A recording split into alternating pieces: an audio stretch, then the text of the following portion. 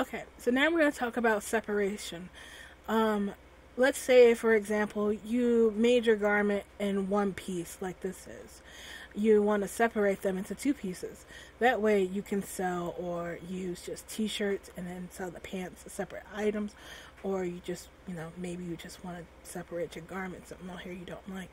There are multiple ways to separate in Blender, and I'm going to show you them right now. Everything actually, though there are multiple ways, everything begins in edit mode. So you're just going to press tab and go into edit mode.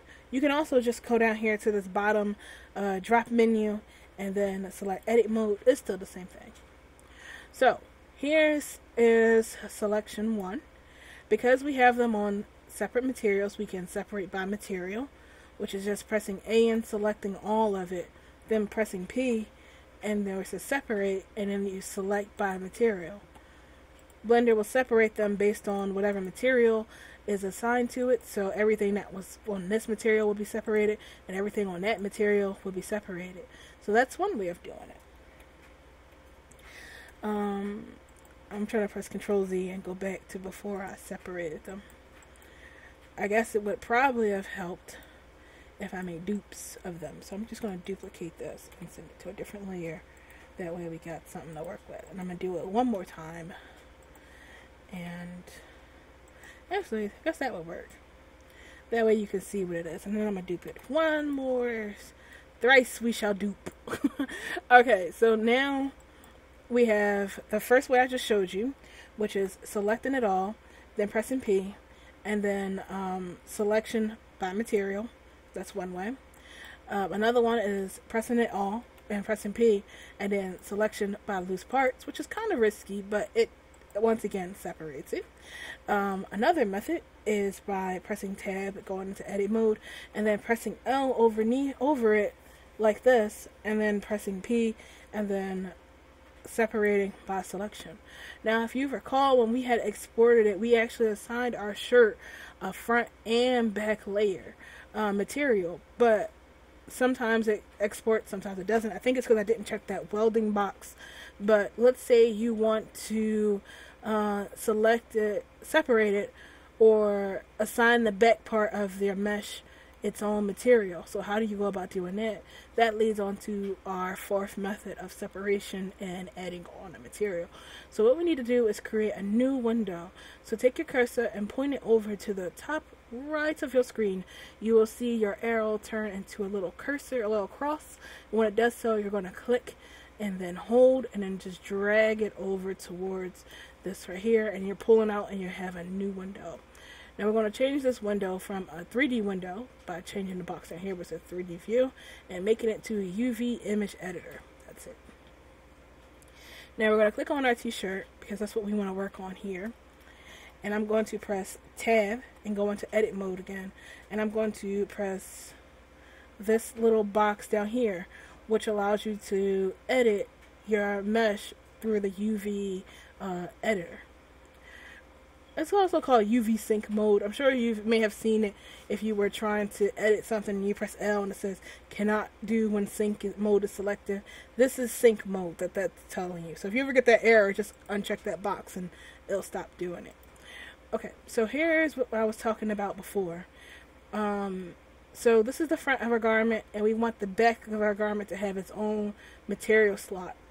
So what we do is we come over here to our select the garment, press the sync mode, come over here to our 2D, our template, our UV window here, and we press the B key, and it opens up box select, and we just select the back part of our t-shirt, and it selects everything that is the back.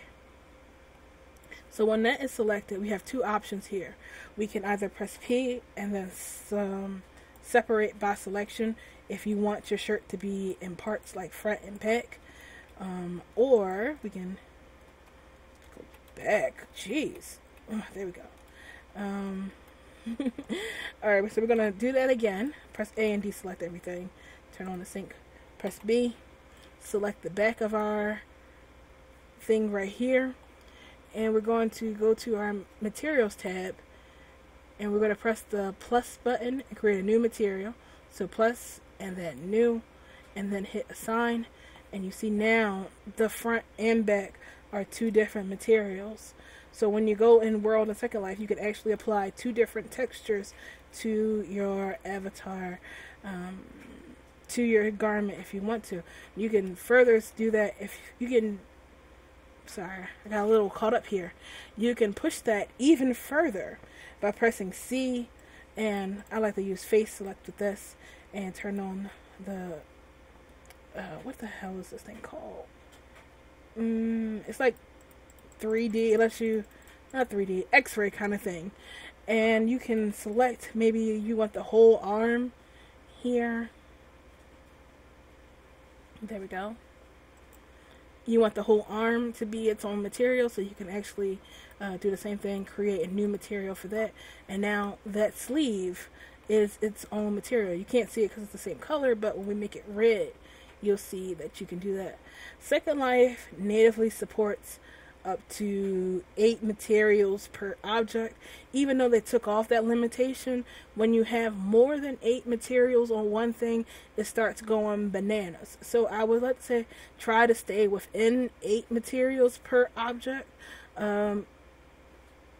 just to reduce the chances of it, erroring out.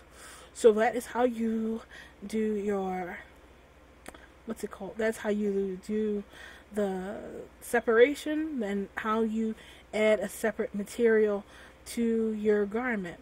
Now, when we come back in our next video, I'm going to show you how to bake a texture for it, and then take that texture into Photoshop and 3D paint onto your clothes.